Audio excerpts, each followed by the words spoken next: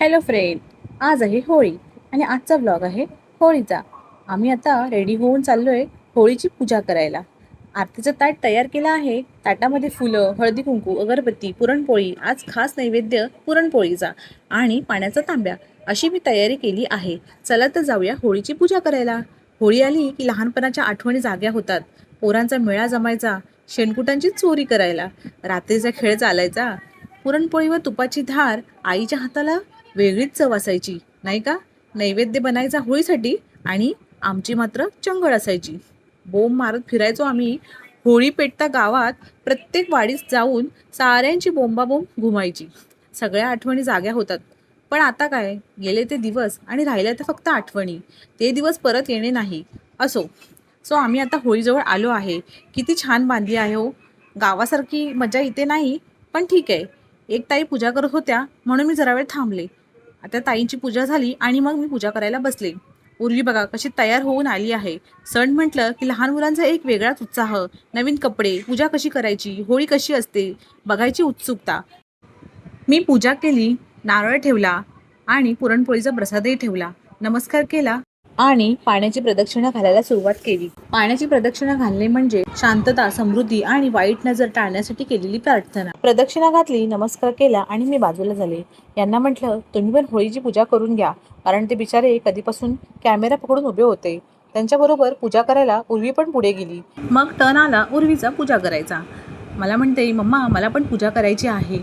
तर मी म्हटलं चल. तर मग तिला मी आरतीचं ताट हातात दिलं आणि म्हटलं आता पूजा कर. कारण मगाशी आमच्यासोबत पूजा करत होती, पण तिच्या अशा ड्रेसमुळे मला भीती वाटत होती. आमच्या ह्या काकी तिथे उभ्या राहून यांच्याशी गप्पा मारत होत्या आणि हसत होत्या. उर्वीची पूजा बघून त्यांना खूप कौतुक वाटत होतं. मग उर्वीला म्हटलं हळदी कुंकू वाहा. बिचारी ओढणी सांभाळत सांभाळत घाबरत घाबरत पूजा करत होती. मग मी तिला एक एक सांगत होते. तसं तसं ती करत होती. मला पण खूप तिचं कौतुक वाटत होतं की तिला पूजा करायला खूप आवडते. मुलांना आपणच आता संस्कार दिले तर मोठं होऊन पुढे त्यांना ते लक्षात राहतील. मग तिने आरती ओवाळून घेतली आणि तिला पण माझ्यासारखंच पाणी होळीला अर्पण करायचं होतं. पण ती मला म्हणते पुढे करते. पण मी म्हटलं नको, मागेच कर. कारण पुढे दिवे लावलेले होते, नैवेद्य होते, म्हणून मी तिला मागेच पाणी अर्पण करायला सांगितलं. मुली कधी मोठ्या होतात समजत पण नाही. एवढीशी माझी उर्वी आता मोठी होऊन माझ्याबरोबर पूजा करायला येते. मला खूप आनंद आहे की मला एक मुलगी आहे.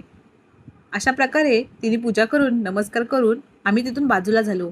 मग काकी तिथे आल्याच होत्या, तर मला बोलल्या दे तुझं ताट, मी पण पूजा करून घेते. मग त्यांनी पण माझ्यासोबत पूजा करून घेतली.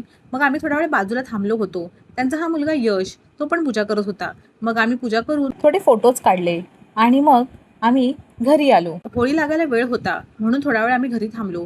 नंतर फोन आला की या होळी लावायची आहे. मग आम्ही होळी लावायला गेलो आणि तिथे गेल्यानंतर पुढे बघूया काय झाले.